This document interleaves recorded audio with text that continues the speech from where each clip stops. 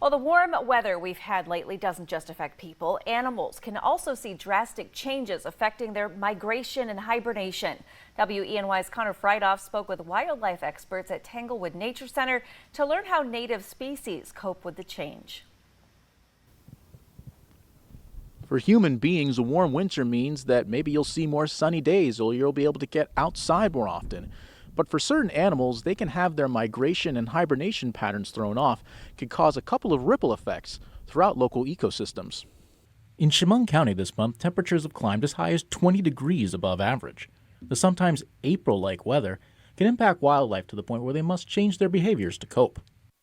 Bird migration can be affected by different climate changes because migration is a very intricate kind of behavior that these animals do. It's very well timed out, but when you get these changing temperatures, sometimes it causes birds to stay behind too long or it causes them to leave too early, and their breeding ground down in southern areas will unfortunately not be ready for that kind of change. So they might get there early. There might not be enough food in these breeding ranges for them to subsist on.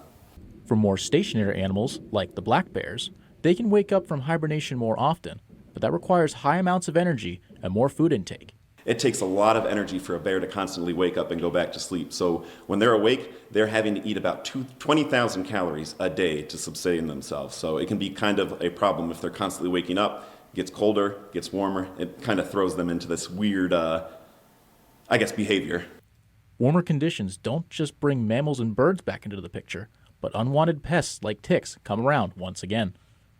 We're expecting to see more warm days and more abnormally high temperature days, including those above 45 degrees. Now, that is when we can see ticks come out and potentially be a nuisance, so make sure you're checking yourself and any pets you have when you take them outside for ticks. Reporting from Tanglewood Nature Center in Big Flats, for WENY News, I'm Connor Friedhoff.